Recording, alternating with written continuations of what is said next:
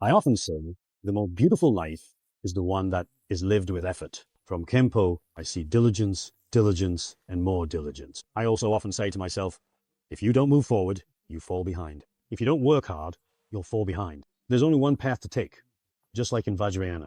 Become Buddha or fall into hell. There is absolutely no second path. I think diligently studying the scriptures or going into retreat, diligence in benefiting sentient beings, or diligence in practicing Dharma with unwavering commitment in daily life, all of these are fine, but the key is to be diligent.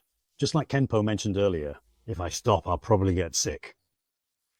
While as soon as I get on stage, all my illnesses disappear. That means perhaps when we are on stage, we are willing to work hard, promote the Dharma, explain the Dharma, and practice the Dharma. At that time, there might be a blessing force, help eliminate obstacles. Sometimes the power of the mind can even surpass the power of the body, especially in this modern age. If we lack diligence, in Theravada Buddhism, it's determination, perfection of wisdom, meaning a resolve so firm that you would never change it, even if it cost your life. Otherwise, we might find hundreds of reasons to give up. Just now we heard Khenpo mention a sentence from His Holiness Jigme Phuntsok Rinpoche, and he insisted for 30 years. He has made such an exceptionally outstanding and truly significant contribution to these Hanethnic practitioners. Just now I saw many young students talking about Khenpo, and like when they talk about their mothers, they all shed tears. Why? Because with Khenpo's careful guidance, they have finally received the blessings of the Dharma. Within Buddhism's lineage, the happiest person is the one who has a teacher, like who has a loving mother. A person without a teacher, without a mother, will truly be the most pitiful orphan.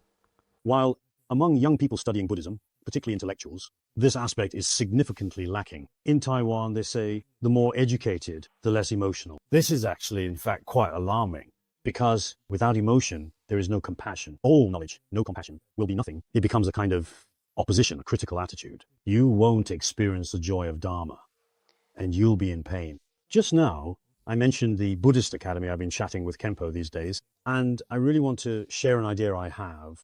I think Khenpo should be able to make it happen. It's called the International Buddhist Academy. Nowadays, Buddhism can no longer be divided up as it once was. Theravada, Mahayana, and Vajrayana of them need to be studied. Renunciation, great compassion, and bodhicitta need to be learned. So they say Theravada cuts off greed, Northern Buddhism cuts off anger, Vajrayana cuts off ignorance. So we need to cultivate a pure view. How can we provide enabled environment for practitioners, especially internationalized youth, many of whom are both at home and abroad and are eager to diligently practice? I already have an idea in mind. They can't practice yearly, maybe 3 months or 2 months a year, similar to the summer retreat. Some even say that 7 days could become like 49 days. Everyone practices diligently with patience and care and gains understanding, practicing without being apart from caring for society. We can offer them the true essence of the 3 vehicles of Buddhism, not 100,000 prostrations or having to read through the entire Tripitaka, while at the very least, we can invite many Dharma teachers to share essence of Buddhism. Just like Sogyal Rinpoche, a renowned teacher, if they listen to the essence of his life teachings, they can definitely benefit from it. This allows them to apply it in their lives or even in monastic life. So I really want to ask Khenpo about how to approach an international Buddhist academy, transcending religious boundaries, an international one of this kind, and it doesn't promote the Tibetan tradition, doesn't support Theravada Chinese. Instead, people who study Buddhism should learn all virtuous teachings and Buddhist teachings in the world, no distinction, Chan and Vajrayana, or even in the secular world, whether someone is an entrepreneur or a medical expert, regardless of their background. We should invite them all. Why? Motivation is to learn from their abilities, as I mentioned, to learn the ability to serve all sentient beings. This is my idea, but I really hope to see how Khenpo put it into practice, because he has a large number of young students, which represents a unifying force, and they are willing to diligently apply themselves. So I would like to invite Khenpo to kindly offer us some guidance and share his thoughts on this matter. We are eager to hear your perspective. The suggestions mentioned by Master Hai Tao are extremely good. Actually, any great monk or accomplished master, maybe they are different from what ordinary people see. It's not always exactly the same as people see. Things can change. We often see that the great masters of previous generations, some of the significant choices and thoughtful judgments that they made at that particular time in their lives, or the positioning of some certain Buddhist organizations or groups, It was only later that people came to realize their true significance, especially to history and culture. Recently, Master Hai Tao thoughtfully brought this up in our discussion. I found it is quite interesting. Actually, before His Holiness Jigme Phuntsok passed away, as you may know, Serta Lurung Five Science Buddhist Academy had an international part because when His Holiness was still alive, he had this kind of foresight. Even though this great master Buddhist was born in a village, he truly had great foresight, always anticipating what was to come and preparing for the future. Once he went to Mount Wutai to build connections with Han people, back then, this was very at odds with the views of many older Tibetan monastics. It was a significant divergence. Later, he went to the US and India. His thinking aligned more with international perspectives, was different from the thinking of some of the traditional practitioners. There was a clear difference. But looking at it now, those boundaries have been broken through. In the Buddhist Academy, we have different halls for Theravada Buddhism, Chinese Buddhism, and Tibetan Buddhism as well.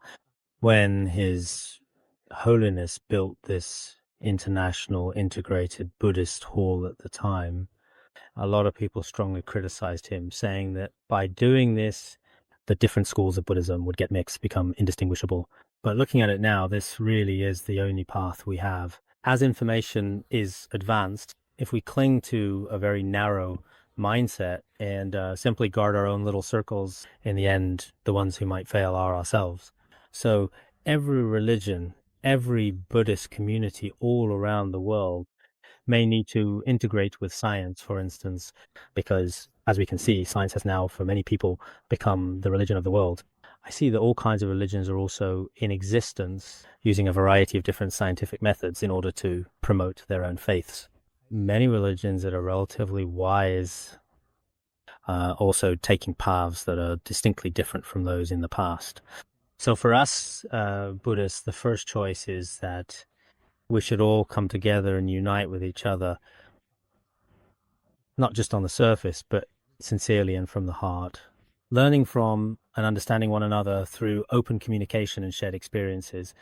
At the same time, we should have equal and open meetings together, ensuring many ideas could be heard.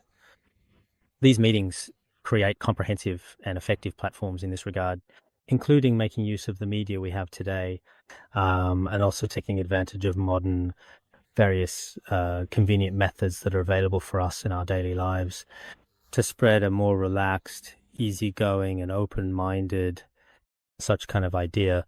At the same time, we should, in addition, establish Theravada Buddhism, Han Buddhism, Tibetan Buddhism, integrated and International Buddhist Academy. Actually, in the mainland, although there are some, as mentioned, Buddhist academies, while many of them have not been able to continue operating, we sincerely hope that there will be a lot of current hardware and software as we currently understand them in the years to come.